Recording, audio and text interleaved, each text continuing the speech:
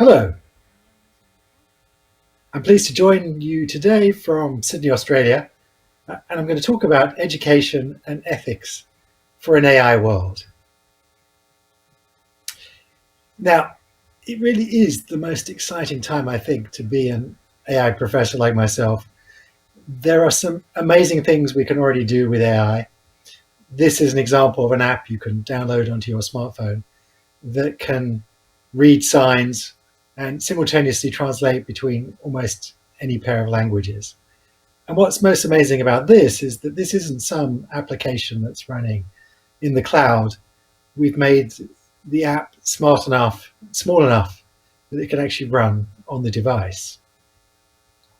And so every day we wake up and hear new stories about some new task that AI is now able to do, as well as, in many cases, better than any human. And so that's going to have a profound impact on the nature of work. We've already seen many jobs displaced by automation. If you go into a car factory, many of the car factories in Korea, you'll find that it's mostly, in fact, exclusively robots now that are doing the welding and the painting. And those jobs are never going to come back to humans. Robots do that far better, far more cheaply, far more precisely than any human ever does it. And in the near future, we're going to see many other jobs replaced by machines. Here in Australia, we have some of the most automated ports and some of the most automated mines on the planet. And that's removed a significant bottleneck from our economy. But in the very near future, lots of other things are going to be replaced by machines. Driving is one of those things that we're promised in the next 5 or at most, even if people are optimistic, perhaps 10 years, machines will be doing driving far better, far safer, far more cheaply than humans. And I don't imagine in 10 or 20 years' time, almost anyone is going to be earning a living driving. That's going to have a profound impact on the world's economy. Various estimates have been made. A study by PwC in 2017 estimated that in the next decade or so, AI was set to add about 15% to world's GDP, or around $17 trillion in inflation-adjusted dollars. Now, it's hard to imagine what that really means. One good way to imagine it is in this helpful picture here. If you take the current GDP of India and the current GDP of China and add them together, you come to almost exactly $17 trillion. So it's like we're discovering a new continent, the continent of AI, and there's going to be a profound impact upon the planet. And of course, that's going to have profound consequences on education and how we prepare people for this future. What is it that people need to be doing in this new AI-enabled future? Well, a couple of lessons I think we can already see. One is that we're going to be racing against the machines. And it's hard to prepare people for a future when children going into kindergarten today are going to be spending most of their working lives in the second half of the 21st century, post 2050 and beyond. And they're going to be using technologies that we have yet to invent. So how can we prepare them for that sort of life? And so I think that's why it's very clear that one of the most important skills that we need to equip young people with is the ability to learn. That education is not going to stop when you leave school or stop when you leave university. It's going to become a lifelong activity.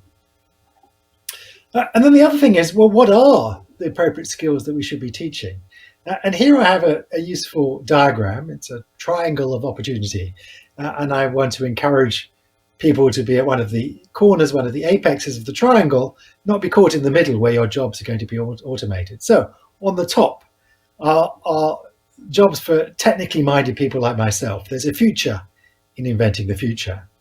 That's, of course, not everyone's technically literate, not everyone loves playing with technology like I do, but there are two other corners of the triangle for those sorts of people. So on the bottom left is the place for people with emotional intelligence and social intelligence. Machines have very limited emotional intelligence, very limited social intelligence. It's not clear if they're ever going to be particularly good at that. But even if they are, we prefer interacting with people. So there's going to be plenty of people-facing jobs, whether that's being a salesperson or a CEO or even a doctor. Those are people-facing professions. And then the third and final corner of the triangle, that's for the artistic and the artisan.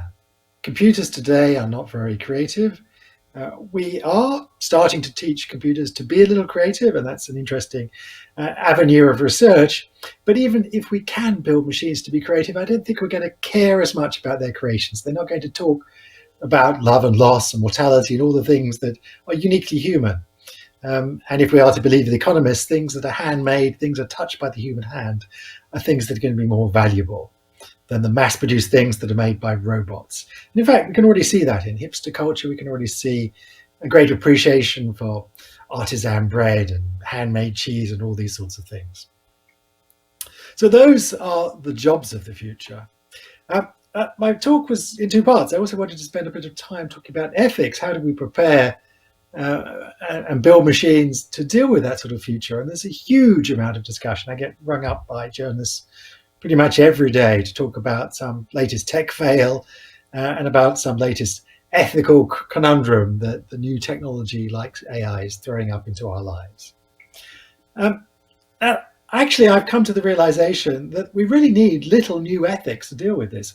AI does let us break things that in faster ways, cheaper ways, bigger ways, quicker, faster, cheaper, bigger. But there's almost nothing new from an ethical perspective that we haven't had to face with other previous technologies. Well, that's not quite true. There is one new thing that we do have to face. And that ethical challenge is the ethical challenge of autonomy, the fact that we'll be giving machines the ability to act in our world, and that has ethical consequences. And we see that, for example, in the rich discussion around self-driving autonomous cars. And we see lots of discussions around things like the trolley problem, the cars going around a corner and suddenly it faces an ethical dilemma. Does it run over the pedestrian who's stepped into the road, or does it run off the road into the brick wall, perhaps killing the occupants of the car? The fact that the machine has to be programmed in advance to make a decision does take us to a new place. And the other one new place where we've seen plentiful discussion, rightly so, around autonomy as well, is around the use of AI in warfare. That's something I've been a very strong advocate for, that we should consider very carefully about giving the right to machines the ability to live, whether humans should live or die. That would take us to cross a red line, take us to a very dark place if we didn't, like we have, regulate this technology in warfare, like we regulated many other weapons. And I'm pleased to note, actually, just yesterday, that the nuclear weapon prohibition treaty was ratified by the 50th nation and therefore has now come into law as an example of a technology that took us perhaps a bit too long to regulate, but nevertheless now has been regulated. And I very much hope that the same will be true one day of autonomous weapons. So if it doesn't let us break things only in faster, cheaper, and bigger ways, I do want to spend a little about talking about those faster, cheaper, bigger ways, though. One area, of course, where we've seen, rightly so, great concern is around the use of AI in face recognition. I used to think that there are positive uses of face recognition. I think the poster child of this is use of AI face recognition that was taken by the Delhi police in India a couple of years ago into orphanages, and they were able to reunite nearly 3,000 children who had been separated from their parents. But on the whole, I think the risk to our civil liberties, the risk of abuse, is so great that we should put serious limitations on the use of face recognition software. Notwithstanding, of course, also the other ethical challenges, one that we're very well aware of now, which is that the software tends to have biases. It's not able, for example, to recognize black people as well as white people, and how we deal with those sorts of conundrums. Another fine example of the sorts of challenges that these new technologies throw up, not a new challenge, but nevertheless an example of how we can do things now, is predictive policing. We've got plentiful data about where crime happened, and we can use that to try and predict where future crime will take place. And perhaps if we've got limited police resources, direct our police assets to those particular places. There are a number of fundamental challenges with this. Perhaps the biggest challenge being, of course, is that we don't actually have ground truth here. We don't know where crime took place. We know where the crime that we prosecuted took place. Perhaps in the past, we had more police patrols in poor black neighborhoods, and so we've caught more criminals in those neighborhoods. Well, we're just going to perpetuate those biases by the very nature of that historical data forwards into the future. So we have to be very careful about using historical data, especially when it's not actually, it's a proxy for the real thing we want to do. It's not clear how we would ever actually be able to collect the true data of where crime really took place, even the crime that we weren't able to catch and prosecute. Perhaps the poster child where we've heard most discussion is around sentencing. And there's a lot of controversy in the United States around North Point's compass tool, which has been used by judges in 20 of the 50 states in the United States, still in use today, to help decide sentencing. And I've got a very nice graph here which illustrates exactly why people were so upset, rightly so, about the use of this tool. And you can see that, well, it's worth pointing out, human decision making isn't particularly good in this job. Humans make lots of errors. There's lots of false positives and false negatives. But the computer compass makes far more errors against black people in terms of false positives and false negatives in favor of releasing white people.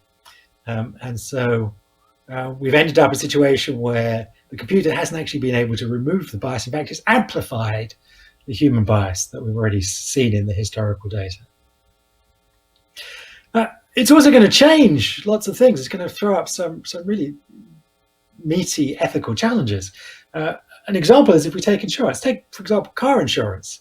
We're increasingly instrumenting our cars and carrying smartphones that can actually measure how we drive. And so that can actually be very, very useful. If you're an insurance company, you want to predict who's going to have accidents, monitoring their driving, seeing who accelerates and brakes excessively is going to give you some information that will help you better price risk. But that ultimately, fundamentally undermines the whole idea of insurance. Insurance is to spread risk. If you can price risk exactly, then there is no point of insurance. You can carry, you will end up paying exactly what your risk is. The point of insurance is to spread risk over a group of people because the risk to an individual is too catastrophic. And so we spread that risk over other people. So if we can price risk exactly, then the whole idea of insurance, in some sense, fundamentally disappears. So, in general, I've made the argument there is nothing new ethically that we need to teach people, aside from that tricky issue of autonomy, whether that be in autonomous cars or autonomous weapons. But all the other things are old-fashioned challenges that we face with other technologies. And in fact, that's where we can actually find, despite the plethora of ethical frameworks that have been proposed, and companies and international organizations like the OECD and the G20 have proposed ethical frameworks, and nations have proposed ethical frameworks. There's been a bandwagon of people proposing ethical principles that should be applied to AI. Well, actually, we don't need any new ethical principles. We can apply all the old-fashioned ones that we've developed for other technologies. So, for example, we go to biomedicine, an area where they think and they thought very carefully for 100+ years about the ethical impact of medical interventions, then actually we find there are 4 commonly used ethical principles that should just be applied equally well to AI. Beneficence, do net good. Non-maleficence, do no harm. Autonomy, that's not autonomy now of machines, but autonomy of humans. Respect the autonomy of humans. So ensure that you have informed consent. Don't engage in deceptive practices. And then the 4th commonly used ethical principle in biomedicine is justice, where you consider issues of fairness and discrimination, inequality, make sure that everyone has equal benefits from the technology and that no one group is disproportionately disadvantaged in the application of the technology.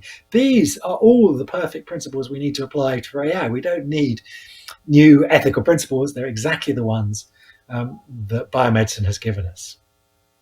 Now, I'm going to finish there. But if you want to read more, I've been working very closely with the Department of Education here in Australia, looking at thinking about this future, how education should need to change. I've written a white paper that you can find on the internet. It's called The AI Revolution. It's part of the Education for a Changing World series that the New South Wales Department of Education has put out. If you don't want to read English, you can read me in Korean. I have 2 books written for a popular audience. The first, Machines That Think, that looks at the past and the present of artificial intelligence and where we're at today. And then the second book, newer book that came out in Korean last year, 2062, that looks a bit further out into the future. 2062 is the year that 300 of my colleagues have predicted that machines would actually match humans in their abilities. So thank you very much for your attention. It's going to be an exciting 40 or 50 years as we build machines that are as smart as us, and that poses interesting challenges to our future. Thank you.